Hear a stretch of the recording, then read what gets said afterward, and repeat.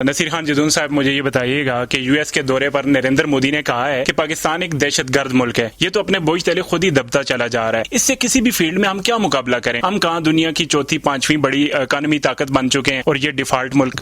دہشت گرد ملک کی اس کی بات کو کنڈیم کرتا ہوں بائیڈن اور اس کی، کہ پاکستان کے اندر کوئی دہشت گرد ملک نہیں ہے، یہاں پہ پرامن شہری ہیں پاکستان کے، پرامن پاکستان ہے۔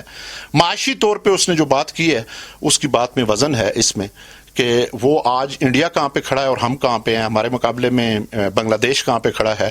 تو معاشی طور پہ تو یہ بات درست ہے کہ ہمارے 75 سال کے اندر حکمرانوں نے وہ پالیسیاں نہیں بنائی ہیں کہ اس ملک کو ہم آگے لے کے جا سکیں۔ تو آج اگر در در پہ یہ بھیک مانگ رہے ہیں، یہ تو بنیادی بات ہے اس کی کہ یہ بھیک مانگنا جو ہے یہ قوموں کی ترقی کا راز تو نہیں ہے، یہ قوموں کی ذلت کا جو بات ہے۔ تو میں سمجھتا ہوں یہ بات تو اس کی درست ہے۔ سر، بھارت پانچویں دنیا کی بڑی اکانومی طاقت بن گیا ہے اور عنقریب اندیشہ ہے کہ وہ دنیا کی امریکہ کو بیٹ کرتے ہوئے پہلی اکانومی طاقت بن جائے گا، اور ہم جو ہے وہ کٹورا لے کر آج بھی آئی ایم ایف کے دروازے پہ، کبھی چین کے دروازے پہ، کبھی سعودیہ میں کھڑے ہیں۔ ہم کب وہاں تک پہنچیں گے؟ کیسے ہمیں پہنچنا ہوگا؟ کیا کلیے اپنانے ہوں گے؟ ہمیں وہاں تک پہنچنے کے لیے اس نظام کو تبدیل کرنا پڑے گا۔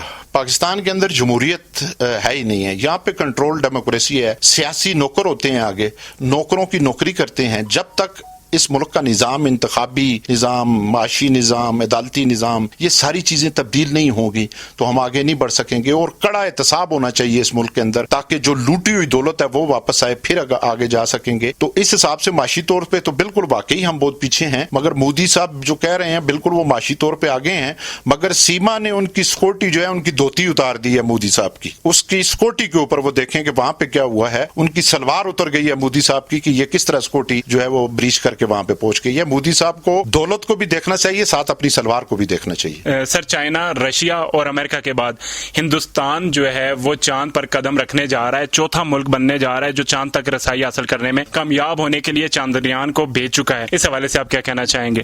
یہ تو درست بات ہے کہ وہ آئی ٹی میں اتنی آگے نکل گئے ہیں۔ انڈیا جو ہے آئی ٹی میں اس وقت دنیا کی سب سے بڑی قوت بن چکا ہے۔ تو آج ہم $3 ارب جو ہے 9 مہینوں کے لیے 3 قسطوں پہ اس کی بھیک مانگ رہے ہیں، وہ $17 ارب کے ساتھ اپنا سیارہ جو ہے وہ چاند پہ ہم بھیج رہا ہے۔ تو یہ یہاں کے جو پاکستان کے وہ لوگ ہیں جنہوں نے 75 سال پہ اس ملک میں حکومت کی ہے، ان کو اب ان کے سوچنے کے لیے مقام ہے۔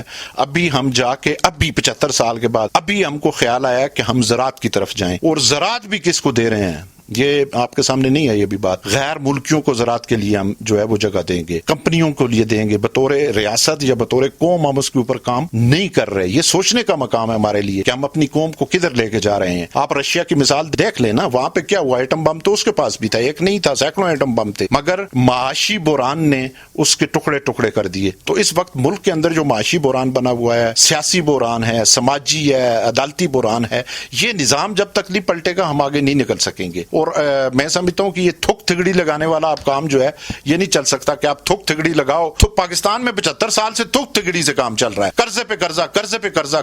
قوموں کی ترقی کا راز قرضہ نہیں ہوتا ہے، قوموں کی ترقی اس میں ہوتی ہے کہ وہ خود کتنی آگے ترقی کرتے ہیں، ان کی ایکسپورٹ کتنی ہے، باہر سے کتنے لوگ یہاں پہ انویسٹر آتے ہیں۔ تو پاکستان میں تو ایسے حالات ہی نہیں ہے، یہاں پہ تو ٹیکسز کی بربار ہے۔ اور اگر کوئی آدمی یہاں پہ آ جائے، پہلی چیزیں امن چاہیے، آ جائے تو اس کو دفتروں کے اتنے چکر لگانے پڑتے ہیں کہ وہ توبہ کر کے یہاں سے بھاگ جاتا ہے۔ تو یہ سسٹم جب تک ہمارا ٹھیک نہیں ہوگا مجھے نہیں نظر آتا کہ تھوک تگڑی سیاست جو ہے وہ کام کرے گی۔ مونسون کا سلسلہ شروع ہو چکا ہے اور ہمارے حکمران یہ کہہ رہے ہیں کہ پاکستان کو تباہ کرنے کے لیے بھارت پانی چھوڑ دیتا ہے، اس کا ہم کیا کر سکتے ہیں؟ کیا کہنا چاہیں گے؟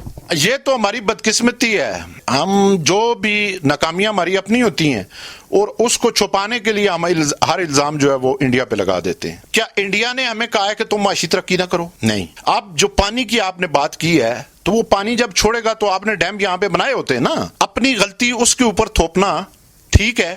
آپ یہاں پہ اگر ڈیم آپ کے بنے ہوتے تو اتنا سیلاب پہلے بھی نہ آتا، آگے بھی نہ آتا۔ تو یہ اپنی ناکامیاں یہ صرف قوم کو الو لگا بنانے کے لیے، کیونکہ جو کام بھی ہے جناب ادھر وہ جی انڈیا اس طرح کر جائے گا، انڈیا اس طرح، انڈیا نے کبھی نہیں کہا پاکستان اس طرح کر جائے گا۔ وہ دیکھے نا ہماری اور ان کی سرحدی دشمنی ہے نا، وہ کہاں پہ چلے گئے؟ ہمارے بعد چائنا آزاد ہوا ہے، وہ کہاں پہ چلا گیا ہے؟ قطر میں بنگلہ دیش علیحدہ ہوا ہے، وہ کہاں پہ چلا گیا ہے؟ ابھی افغانستان کی بات دیکھ لیں، 45 سال پہ جنگ رہی ہے، تو افغانستان کے اندر چائنا تیل کے کنویں نکال رہا ہے، وہاں پہ فیکٹریاں لگ رہی ہیں۔ اب وہ بھی کہیں جی ہمارے ساتھ، یہ بھائی اپنی غلطیوں کو درست کریں، اپنی غلطیوں کا الزام دوسروں پہ لگا کے قوم کو بے وقوف بنایا جا رہا ہے۔ جب تک اپنی غلطیاں درست نہیں کریں گے تب تک ہم آگے نہیں بڑھ سکتے۔